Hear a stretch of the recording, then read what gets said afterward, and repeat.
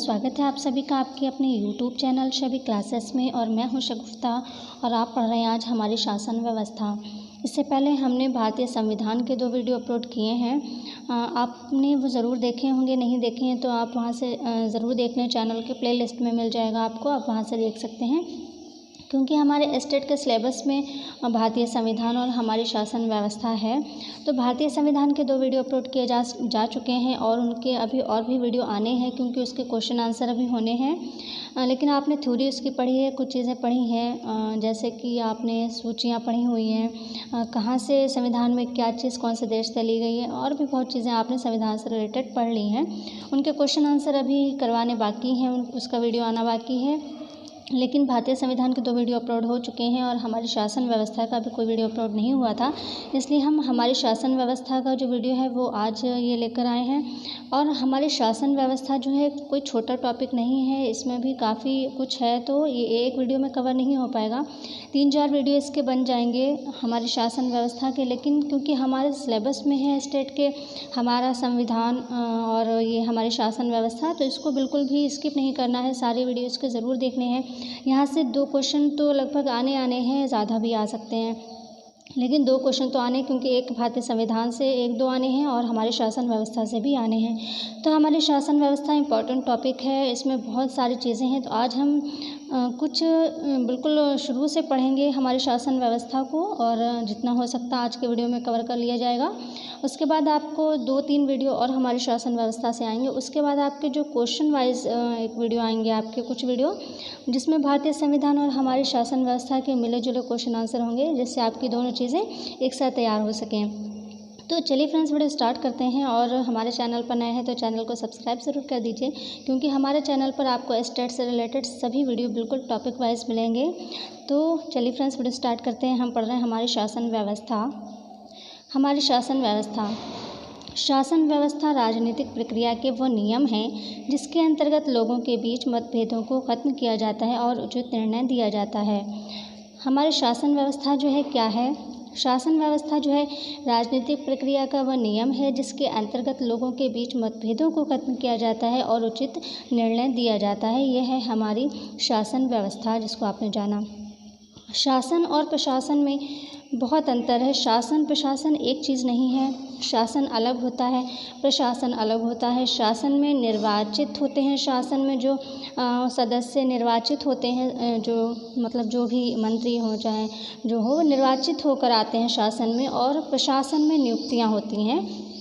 तो शासन और प्रशासन अलग अलग चीज़ें हैं, इसको कभी एक मत समझिएगा। शासन अलग होता है, प्रशासन अलग होता है। शासन में निर्वाचन होता है और प्रशासन में नियुक्तियां होती हैं।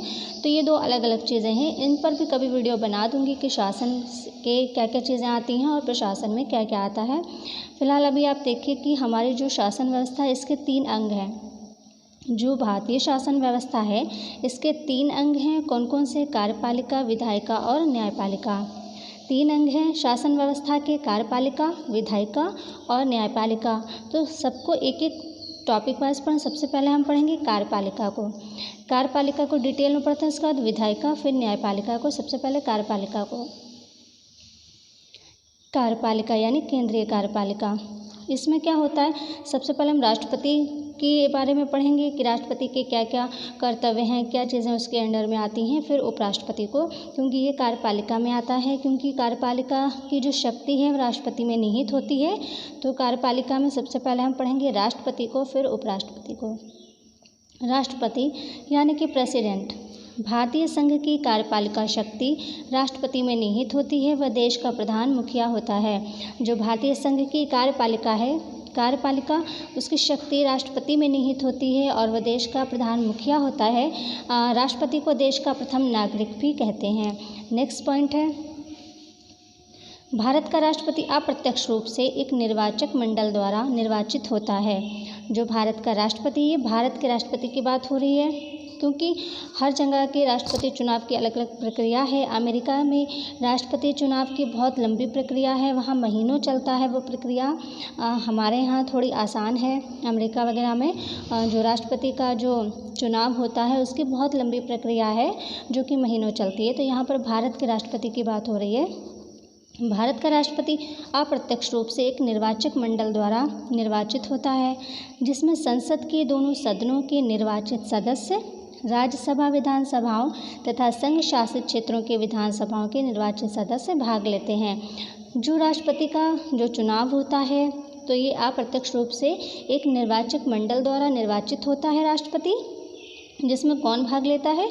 संसद के सदनों, ठीक है, संसद के दोनों सदनों के, यानी जो उच्च सदन और निम्न सदन, जिसमें संसद के दोनों सदनों के निर्वाचित सदस्य, राज्य विधानसभाओं तथा संघ शासित क्षेत्रों के विधानसभाओं के निर्वाचित सदस्य भाग लेते हैं किसमें? राष्ट्रपति के चुनाव में। नेक्स्ट पॉइंट है, राष्ट्रपति के चुनाव के लिए अनुपातिक प्रतिनिधित्व की एकल संक्रमण प्रणाली को अपनाया गया है।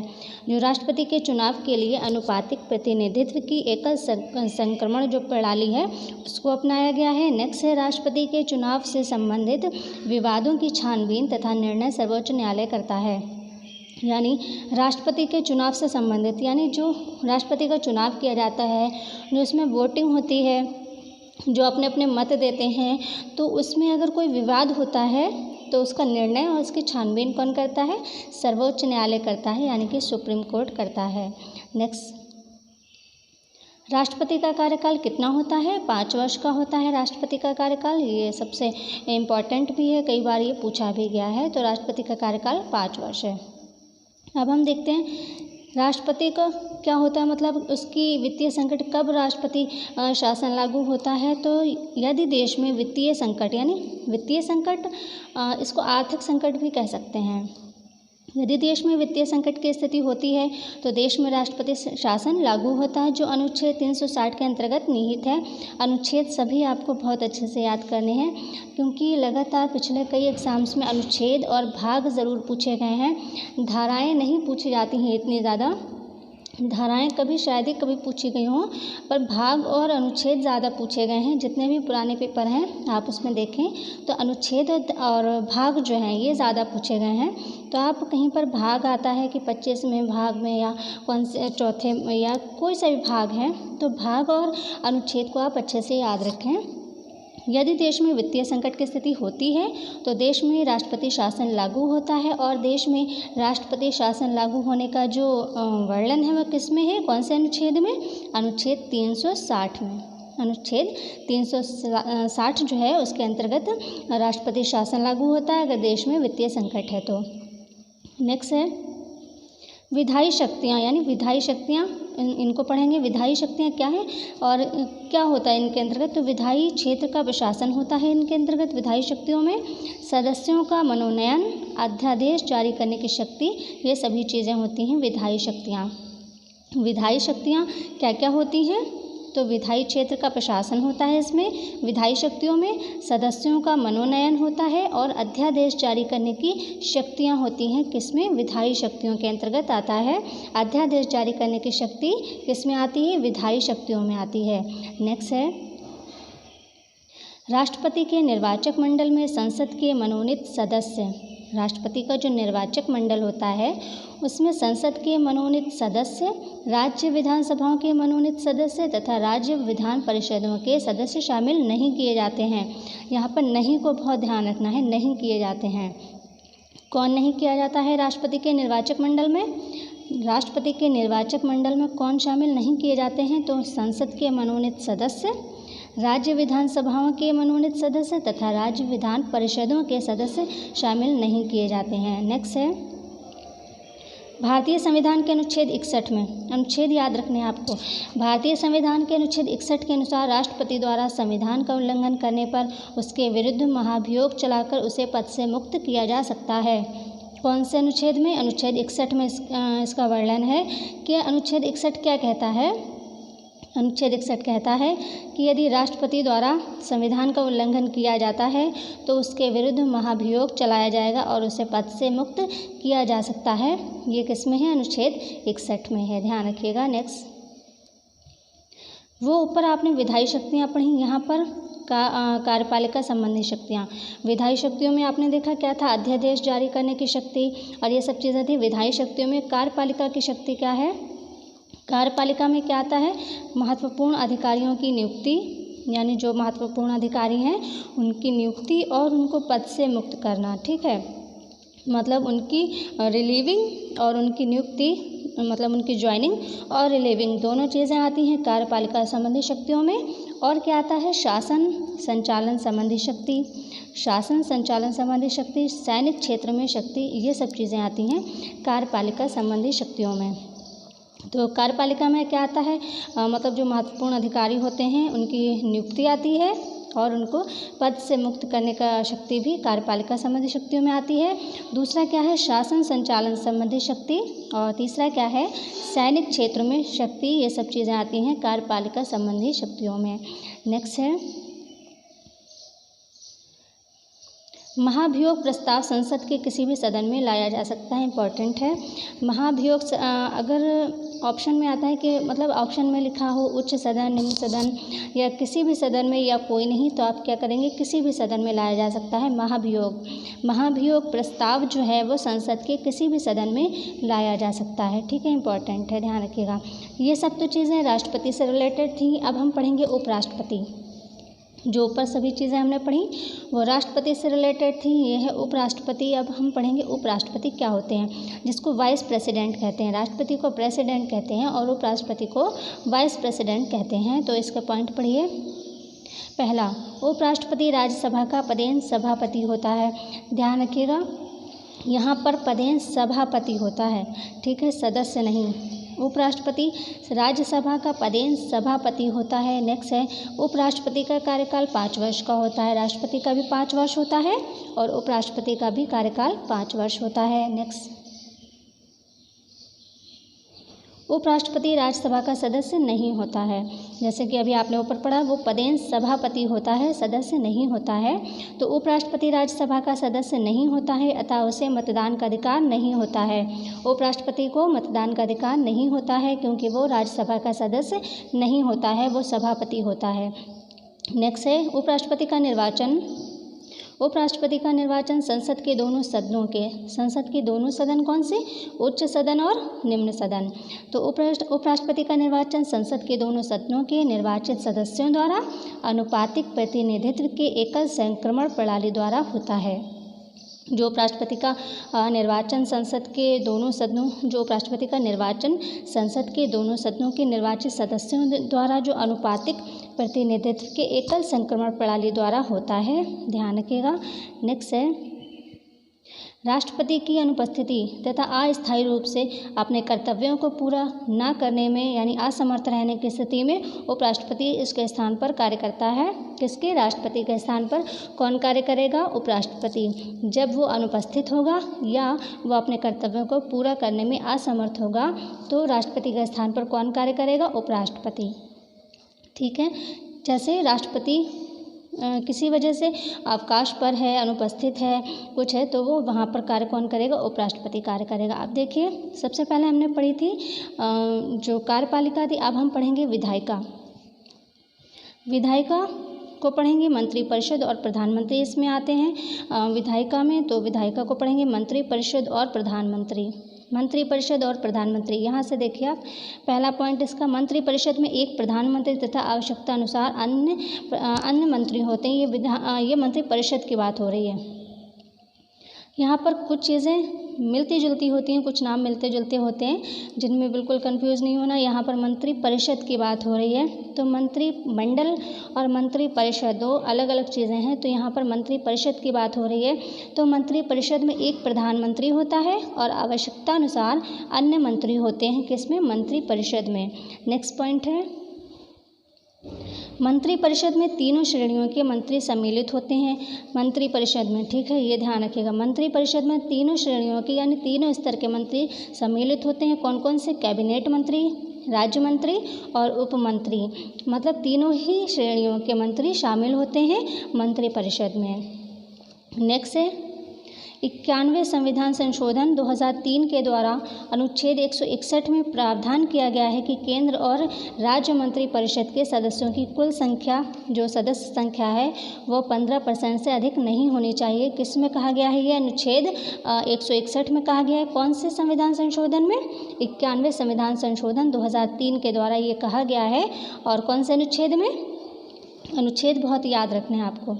अनुच्छेद 161 में कहा गया है, 91वें संविधान संशोधन 2003 के द्वारा अनुच्छेद 161 में ये कहा गया है कि केंद्र और राज्य मंत्री परिषद के जो सदस्य होंगे, कुल सदस्य, ठीक है, केंद्र और राज्य मंत्री परिषद के सदस्यों की कुल सदस्य संख्या से 15% से अधिक नहीं होनी चाहिए। जो केंद्र और राज्य मंत्री परिषद के जो सदस्य होंगे वो उनकी जो संख्या है वो 15% से अधिक नहीं होनी चाहिए। ये कौन सा अनुच्छेद कहता है? 161। नेक्स्ट देखिए, मंत्रिमंडल में प्रधानमंत्री और कैबिनेट स्तर के मंत्री शामिल होते हैं। ये मंत्रिमंडल है, ऊपर पढ़ा था मंत्री परिषद, ये मंत्रिमंडल है, ठीक है। मंत्री परिषद में कौन था? एक प्रधानमंत्री और अन्य मंत्री, तो ये मंत्रिमंडल है। यहाँ पर कौन है? प्रधानमंत्री और कैबिनेट स्तर के मंत्री शामिल होते हैं। मंत्री परिषद में तीनों स्तर के थे, ठीक है, कैबिनेट और राज्य और उपमंत्री भी शामिल थे, लेकिन मंत्रिमंडल में केवल कैबिनेट स्तर के मंत्री शामिल होते हैं मंत्रिमंडल में। और कौन होता है? प्रधानमंत्री होता है, ठीक है। मंत्रिमंडल में एक प्रधानमंत्री होता है और कैबिनेट स्तर के, ये कैबिनेट स्तर याद रखना कि कैबिनेट स्तर के मंत्री शामिल होते हैं मंत्रिमंडल में। नेक्स्ट देखिए, भारत की संसद, आपने ऊपर पढ़ा मंत्रिपरिषद और मंत्रिमंडल जो देखा, यहाँ पर देखिए आप फिर से, यह आपने मंत्रिमंडल में देखे कि प्रधानमंत्री और कैबिनेट स्तर के मंत्री शामिल होते हैं। ऊपर आपने मंत्रिपरिषद में देखा कि एक प्रधानमंत्री और अन्य मंत्री होते हैं, जिसमें तीनों श्रेणियों के मंत्री आते हैं, राज्य मंत्री भी आते हैं और उपमंत्री और कैबिनेट मंत्री तीनों ही आते हैं, ठीक है। अब हम देखेंगे भारतीय संसद, पार्लियामेंट ऑफ इंडिया। भारत की संसद राष्ट्रपति, राज्यसभा तथा लोकसभा से मिलकर बनी है। संसद के निम्न सदन को लोकसभा और उच्च सदन को राज्यसभा कहते हैं। तो ये भारत का संसद है। जो भारत की संसद है, इसको एक मिनट, भारत की संसद राष्ट्रपति, राज्यसभा तथा लोकसभा से मिलकर बनी है। संसद के निम्न सदन को लोकसभा, उच्च सदन को राज्यसभा कहते हैं। निम्न सदन को लोकसभा कहते हैं, ध्यान रखना है, और उच्च सदन को क्या कहते हैं? राज्यसभा कहते हैं। यहाँ पर उल्टा नहीं कर देना, यहाँ पर आप उच्च सदन को लोकसभा ना समझें, यहाँ पर लोकसभा निम्न सदन को कहते हैं। लोकसभा किसे? निम्न सदन को लोकसभा कहते हैं और उच्च सदन को राज्यसभा कहते हैं। ये बहुत इसमें कंफ्यूज नहीं होना, ध्यान रखिएगा। भारत की संसद राष्ट्रपति, राज्यसभा तथा लोकसभा से मिलकर बनी है। अगर आ जाए भारत की संसद किनसे मिलकर बनी है, ऑप्शन में इधर उधर बिगाड़ कर कुछ भी वर्ड लिखे हैं तो आप यहाँ पर ये ध्यान रखिएगा। भारत की संसद राष्ट्रपति, राज्यसभा तथा लोकसभा से मिलकर बनी है। संसद के निम्न सदन को लोकसभा और उच्च सदन को राज्यसभा कहते हैं। अब हम देखें राज्यसभा और लोकसभा को अलग अलग, उसके बारे में जानेंगे। राज्यसभा को सबसे पहले पढ़ते हैं क्योंकि ये उच्च सदन है। तो राज्यसभा क्या है? संविधान के अनुच्छेद 80 के अनुसार राज्यसभा के सदस्यों की अधिकतम संख्या 250 हो सकती है, लेकिन वर्तमान में ये संख्या 245 है, ठीक है। राज्यसभा में अनुच्छेद 80 में क्या है? संविधान के अनुच्छेद 80 के अनुसार राज्यसभा के सदस्यों की अधिकतम संख्या 250 हो सकती है, लेकिन वर्तमान में ये संख्या कितनी है? 245 है। देखिए यहाँ पर जहाँ पर भी संख्याएं आती हैं, जैसे 250 है, 245 वर्तमान में है, तो आपका जब भी कोई भी एग्ज़ाम्स हो तो ये संख्या को अपडेट करके जाएं आप, क्योंकि ये चीज़ें बदलती रहती हैं। तो आपका जब भी कोई एग्ज़ाम्स हो आप ये चीज़ें अपडेट करके जाएं, क्या ये इतनी है, इनमें कोई चेंजिंग तो नहीं हुई है, कम या ज़्यादा तो नहीं हो गई। तो इसलिए जब भी कोई एग्ज़ाम्स देने जाए तो जो संख्याएँ होती हैं इनको अपडेट करके जाएँ, ठीक है। तो संविधान के अनुच्छेद 80 के अनुसार राज्यसभा के सदस्यों की अधिकतम जो संख्या होती है वो 250 हो सकती है, लेकिन वर्तमान में यह संख्या 245 है। और अनुच्छेद 80 के अनुसार ये ध्यान रखिएगा, अनुच्छेद 80 के अनुसार अधिकतम संख्या 250 हो सकती है। नेक्स्ट, राज्यसभा एक स्थायी सदन है। राज्यसभा एक स्थायी सदन है, ये कभी भंग नहीं होता है, ये ध्यान रखिएगा। राज्यसभा एक स्थायी सदन है, ये कभी भंग नहीं होता, बल्कि इसके 1/3 सदस्य प्रत्येक 2 वर्ष पर अवकाश ग्रहण करते हैं। राज्यसभा के प्रत्येक सदस्य का कार्यकाल 6 वर्ष का होता है, ध्यान रखिएगा, क्योंकि 5 वर्ष में कंफ्यूज नहीं होता, क्योंकि अधिकतर जो चीज़ें होती 5 वर्ष की होती हैं, लेकिन यहाँ क्या होता है, राज्यसभा के प्रत्येक सदस्य का कार्यकाल कितना होता है? 6 वर्ष का होता है। तो राज्यसभा एक स्थायी सदन है और ये कभी भंग नहीं होती, और इसके 1/3 सदस्य प्रत्येक 2 वर्ष पर अवकाश ग्रहण करते हैं, और राज्यसभा के प्रत्येक सदस्य का कार्यकाल 6 वर्ष का होता है, ध्यान रखिएगा।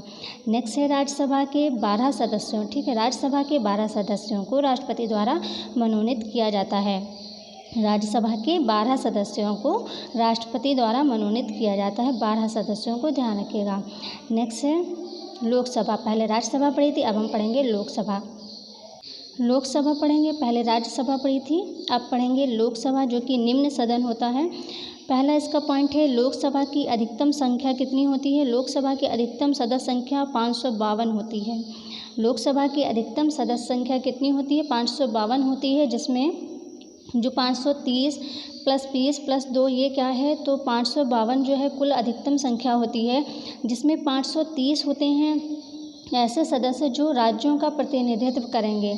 जो 530 सदस्य होंगे ये राज्यों का प्रतिनिधित्व करेंगे। यानी जो लोकसभा है इसकी अधिकतम संख्या कितनी होगी, लोकसभा के अधिकतम सदस्यों की संख्या 552 होगी, जिसमें 530 सदस्य जो हैं वो राज्यों का प्रतिनिधित्व करेंगे। ठीक है। और जो 20 सदस्य हैं, ये देखिए जो ये 20 सदस्य हैं वो सदस्य संघ शासित जो प्रदेश होते हैं, संघ शासित प्रदेशों का प्रतिनिधित्व करेंगे।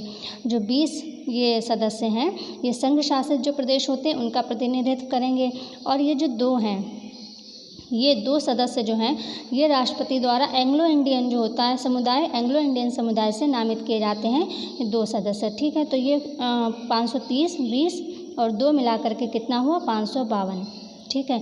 तो लोकसभा की अधिकतम सदस्य संख्या 552 होगी, जिसमें 530 सदस्य जो होंगे वो राज्यों का प्रतिनिधित्व करेंगे, और जो 20 सदस्य हैं वो संघ शासित जो प्रदेश होते हैं उनका प्रतिनिधित्व करेंगे। और 2 सदस्य जो होते हैं, तो 2 सदस्यों को जो एंग्लो इंडियन समुदाय उनसे नामित किया जाता है। ठीक है।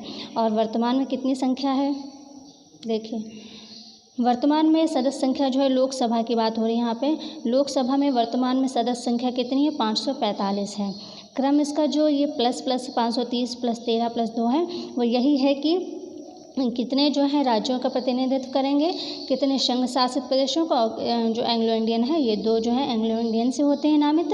तो यही इसका क्रम है। 530 क्या होंगे, राज्यों का प्रतिनिधित्व करेंगे, और यहाँ पर 13 जो है ये संघ शासित प्रदेशों का प्रतिनिधित्व कर रहे हैं, और 2 जो हैं ये एंग्लो इंडियन वाले हैं। तो 545 जो हैं ये वर्तमान में कुल संख्या है। जब भी एग्ज़ाम्स देने जाएं इस संख्या को ज़रूर अपडेट करके जाएं। इस मतलब ये जो पूरी संख्या है इसको अपडेट करके ज़रूर जाएं जब भी कोई एग्ज़ाम्स देने जाएं, क्योंकि ये बदल सकती है। ठीक है। तो फ़िलहाल वर्तमान में लोकसभा के सदस्यों की संख्या 545 है, जिसमें 530 + 13 + 2 है। यह आप इसको याद रखें क्रमशः। ठीक है। नेक्स्ट, लोकसभा का कार्यकाल 5 वर्ष का होता है। राज्यसभा का 6 वर्ष का था प्रत्येक सदस्य का। लोकसभा का कार्यकाल समय 5 वर्ष है, किंतु प्रधानमंत्री के परामर्श के आधार पर राष्ट्रपति द्वारा लोकसभा को समय से पूर्व ही भंग किया जा सकता है। अभी आपने ऊपर क्या पढ़ा था, राज्यसभा को भंग नहीं किया जा सकता, किंतु लोकसभा में देखिए आप, लोकसभा का कार्यकाल समय 5 वर्ष है, किंतु प्रधानमंत्री के परामर्श के आधार पर राष्ट्रपति द्वारा लोकसभा को समय से पूर्व ही भंग किया जा सकता है। ठीक है। नेक्स्ट है, लोकसभा सदस्यों द्वारा अध्यक्ष तथा उपाध्यक्ष का चुनाव किया जाता है। लोकसभा सदस्यों द्वारा अध्यक्ष और उपाध्यक्ष का चुनाव किया जाता है। तो अगर आ जाए अध्यक्ष और उपाध्यक्ष का चुनाव किसके द्वारा होता है, तो लोकसभा सदस्यों द्वारा होता है। नेक्स्ट है, लोकसभा एवं राज्यसभा की 2 बैठकों में 6 माह से अधिक का अंतर नहीं होना चाहिए। लोकसभा और राज्यसभा की जो बैठक हों, तो जो 2 बैठक हों उनके बीच का जो अंतराल होता है वो 6 माह से अधिक नहीं होना चाहिए। नेक्स्ट, न्यायपालिका 3 थे, कार्यपालिका, विधायिका और न्यायपालिका 3 थे हमारी शासन व्यवस्था के अंग। तो कार्यपालिका को पढ़ लिया, विधायिका को, अब न्यायपालिका। न्यायपालिका सभी समझते हैं न्यायपालिका का अर्थ। न्यायपालिका में भारत का सर्वोच्च न्यायालय सुप्रीम कोर्ट को पढ़ेंगे। भारत का सर्वोच्च न्यायालय यानी सुप्रीम कोर्ट नई दिल्ली में स्थित है। ये भारतीय संविधान का संरक्षक है। अगर आता है कि भारतीय संविधान जो है इसका संरक्षक कौन है, तो ये है सुप्रीम कोर्ट। ठीक है। सुप्रीम कोर्ट भारतीय संविधान का संरक्षक है। नेक्स्ट पॉइंट है इसका, सर्वोच्च न्यायालय के मुख्य न्यायाधीश एवं अन्य न्यायाधीशों की नियुक्ति राष्ट्रपति करता है। जो सर्वोच्च न्यायालय के मुख्य न्यायाधीश होते हैं और जो अन्य न्यायाधीश होते हैं उनकी नियुक्ति कौन करता है, राष्ट्रपति करता है। इंपॉर्टेंट है ये कि सर्वोच्च न्यायालय के मुख्य न्यायाधीश की नियुक्ति कौन करता है, तो राष्ट्रपति करता है। और इस समय जो सर्वोच्च न्यायालय का मुख्य न्यायाधीश कौन है, सर्वोच्च न्यायालय के मुख्य न्यायाधीश वर्तमान में कौन है, ये हैं जस्टिस बोबडे जो हैं ये हैं वर्तमान में इसके सर्वोच्च न्यायालय के मुख्य न्यायाधीश और ये 18 महीने के लिए नियुक्त हुए हैं। ये 18 नवंबर 2019 को नियुक्त हुए हैं 18 महीने के लिए। और इनसे पहले कौन थे? रंजन गोगोई थे, ध्यान रखिएगा। तो सर्वोच्च न्यायालय के मुख्य न्यायाधीश एवं अन्य न्यायाधीशों की नियुक्ति कौन करता है? राष्ट्रपति करता है। और जो है ये राष्ट्रपति जो मुख्य न्यायाधीश की नियुक्ति करते हैं। तो अभी फ़िलहाल हाल में वर्तमान में मुख्य न्यायाधीश कौन है एससी के? वो हैं यानी सुप्रीम कोर्ट के, वो कौन है? जस्टिस बोबडे जो हैं ये वर्तमान में मुख्य न्यायाधीश हैं सर्वोच्च न्यायालय के यानी सुप्रीम कोर्ट के। नेक्स्ट है, सर्वोच्च न्यायालय में मुख्य न्यायाधीश के अतिरिक्त कुल 30 न्यायाधीश होते हैं। जो एससी है, सुप्रीम कोर्ट है, उसमें जो मुख्य न्यायाधीश होता है उसके अतिरिक्त कितने न्यायाधीश हो सकते हैं? 30 न्यायाधीश होते हैं सर्वोच्च न्यायालय में। नेक्स्ट है, सर्वोच्च न्यायालय के न्यायाधीशों की सेवानिवृत्ति यानी रिटायरमेंट जो होता है उनका। तो सर्वोच्च न्यायालय के न्यायाधीशों की रिटायरमेंट जो है, सेवानिवृत्ति जो है, उनकी आयु कितनी है? 65 वर्ष है, यानी वो 65 वर्ष में रिटायर होते हैं। ठीक है, कौन? सर्वोच्च न्यायालय के न्यायाधीशों की सेवानिवृत्ति 65 वर्ष है। इससे पूर्व वे राष्ट्रपति को संबोधित करके अपना त्यागपत्र दे सकते हैं। अगर 65 वर्ष तक नहीं रहना चाहते वो, तो राष्ट्रपति को संबोधित करके अपना त्यागपत्र दे सकते हैं। तो अगर यहाँ से क्वेश्चन ये बने कि सर्वोच्च न्यायालय के जो न्यायाधीश हैं वो किसको अपना त्यागपत्र देंगे? तो वो राष्ट्रपति को देंगे। ठीक है, संबोधित करेंगे राष्ट्रपति को कि त्यागपत्र के लिए। ठीक है, नेक्स्ट, संविधान के अनुसार सर्वोच्च या उच्चतम न्यायालय की कार्यवाही की अधिकृत भाषा केवल अंग्रेज़ी होगी। ठीक है, यहाँ पर ये पहली बात तो कॉमन सी बात है ये, लेकिन फिर भी इसको याद रखिए, इम्पॉर्टेंट है ये। संविधान के अनुसार सर्वोच्च न्यायालय या उच्चतम न्यायालय भी कहते हैं उसे, उसकी कार्यवाही की अधिकृत भाषा कौन सी होगी? वो होगी अंग्रेज़ी भाषा। तो आज जो हमने हमारी शासन व्यवस्था के 3 जो प्रमुख अंग हैं, कार्यपालिका, न्यायपालिका और विधायिका, उन तीनों के बारे में जाना है। अगले वीडियो में हमारी शासन व्यवस्था से कुछ और बातों को जानेंगे। तो आज की वीडियो में फ़िलहाल बस इतना ही। वीडियो अच्छा लगे लाइक ज़रूर कर दीजिएगा, शेयर ज़रूर कर दीजिएगा। मिलते हैं अगले वीडियो में, तब तक के लिए टेक केयर, बाय बाय।